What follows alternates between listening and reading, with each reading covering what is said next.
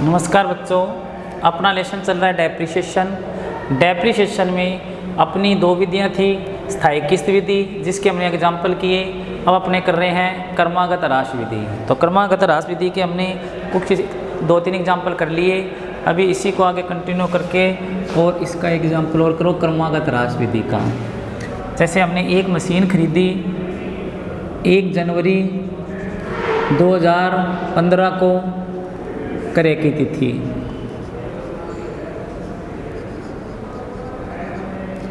तो क्रय की तिथि होगी अपनी 1 जनवरी 2015। लागत मूल्य 1 लाख रुपए। ह्रास की दर 5% वार्षिक। ह्रास की दर 5% वार्षिक। इस मशीन को बेच दिया हमने। विक्रय की तिथि 30 जून 2016। उसी दिन विक्रय मूल्य देखो, पहले तो विक्रय मूल्य 80,000 रुपये। उसी दिन नई मशीन खरीदी, उसी दिन मतलब 30 जून को।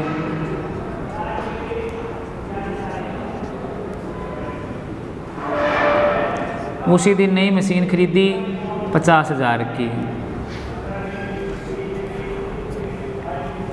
जिसे बेच दिया। इसकी विक्रय की तिथि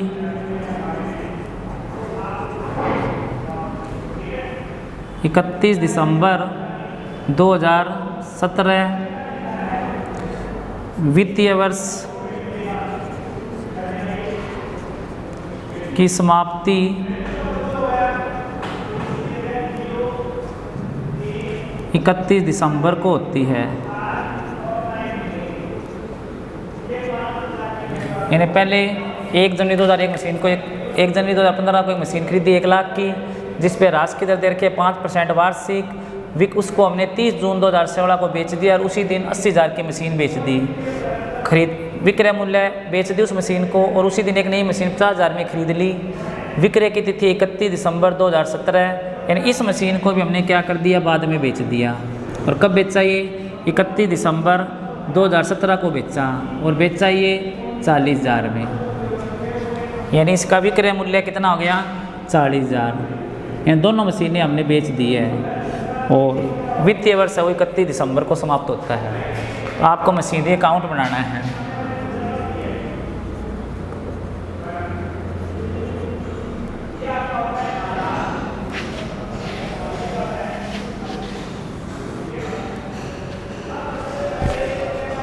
क्या करना आपको? मशीनरी अकाउंट बनाना है।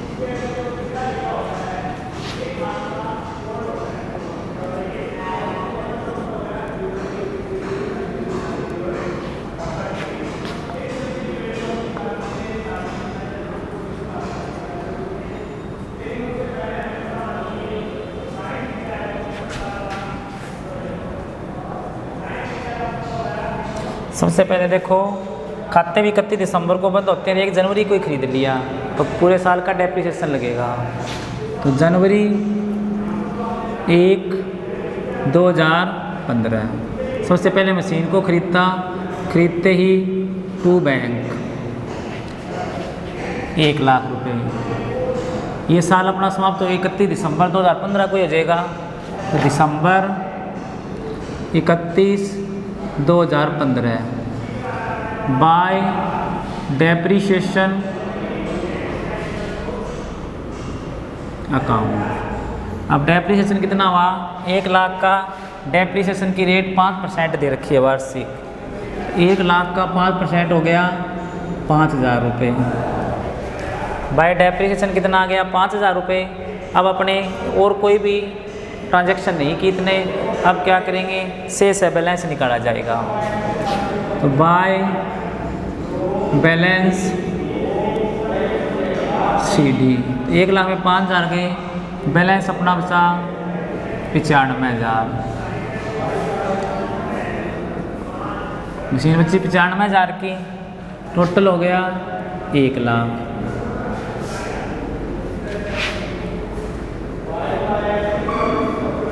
टोटल आ गया अपना 1 लाख। इसको आगे ले आए, जनवरी 1, 2016 को टू बैलेंस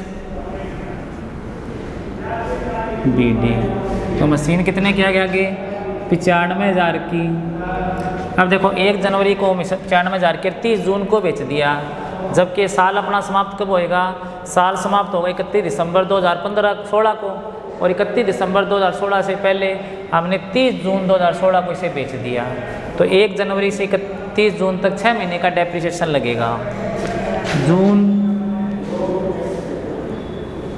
30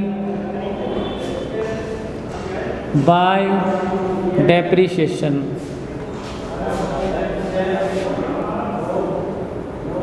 तो डेप्रिसिएशन लगेगा पहले 95, क्रमागत विधि है, 95,000 का 5% और 6 महीने का। तो 95,000 का ये हो गया अपना 2375।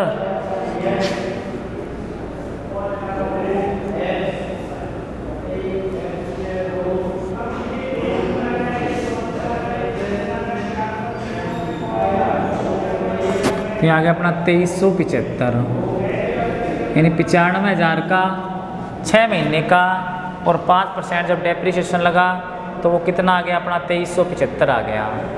अब उसको बेचा कितने में, 80,000 में। तो बाय बैंक 80,000। अब देखो टोटल हो गया 82,375, यानी कि 95,000 की मशीन थी जिसमें 2375 का तो डेप्रिसिएशन और लग गया, और 80,000 में उसे बेच दिया।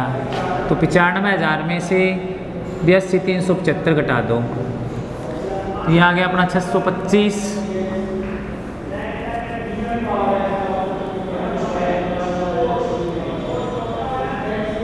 12,625 रुपये का लॉस हो गया। कितने का लॉस हो गया, 12,625 का। कैसे हुआ, 95,000 की वो मशीन थी, 95,000 में से क्या किया हमने, उस पर डेप्रिसिएशन लग गया 2375 रुपये का। अब 2375 का डेप्रिसिएशन लग गया और 80,000 की वो मशीन बेच भी दी। 95,000 में से टोटल गए 82,375, 12,625 का लॉस हो गया। तो लॉस हो गया तो बाय P&L लिखेंगे, by profit and loss account 12,625 का लॉस हो गया। अब उसी दिन क्या करी, एक मशीन और ख़रीद ली, और वो मशीन कितने की खरीदी, 80,000 की खरीद ली। तो मशीन कितने की खरीदी, 80,000 की खरीदी। तो यहाँ पे लिखेंगे जून 30 टू बैंक अकाउंट। तो कितने की खरीदी है ये हमने खरीदी 80,000 की। अब 80,000 की खरीदी तो ये साल कब समाप्त होएगा अपने 31 दिसंबर को। 31 दिसंबर में 80,000 का डेप्रिसिएशन लगेगा। तो दिसंबर 31 बाय डेप्रिसिएशन। तो डेप्रिसिएशन कितना हो गया, 31 दिसंबर को डेप्रिसिएशन लगा अपना 80,000 का 5% और 6 महीने का, क्योंकि 30 जून से 31 दिसंबर तक 6 महीने हो गए, 6 महीने का टोटल कितना आ गया अपना 80,000 का 2,000 रुपये आ गया।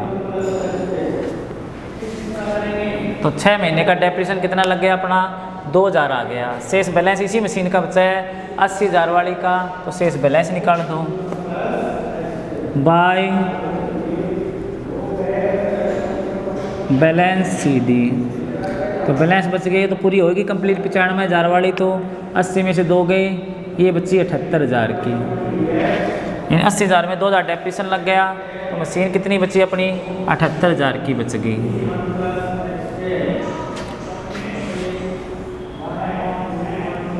टोटल आ गया अपना 1,75,000। टोटल कितना आ गया 1,75,000, 1,75,000। इसको आगे ले आए, जनवरी 1, 2017 को to balance BD, to balance BD आ गया अपना कितने का 78,000 का। टू बैलेंस BD कितना आ गया 78,000 का आ गया। अब देखो इसको हमने बेच दिया 31 दिसंबर 2017 को, और कितने में बेचा 40,000 में बेचा। और खरीदी कितने में थी, सॉरी ये यहाँ पर हमने 50,000 में मशीन खरीदी थी। मशीन कितने की खरीदी थी 50,000 की खरीदी थी, तो 50,000 का ही यहाँ पे डेप्रीशन लगना था अपना। कितने की खरीदी थी 50,000 की खरीदी, तो डेप्रीशन कितने का लगना था 50,000 का। तो 50,000 का 5% 2,500, यहाँ पे टोटल डेप्रीशिएशन अपना लगता था 1,250 रुपये। तो 50,000 में से 1,250 गए, अपने बच गए 48,750। कितना बच गया 48,750। उस बैलेंस को आगे ले आए 48,750 को, यानी वो मशीन हमने 50,000 में खरीदी, 40,000 में बेची, लेकिन वो बची कितने की अपने 48,750 की।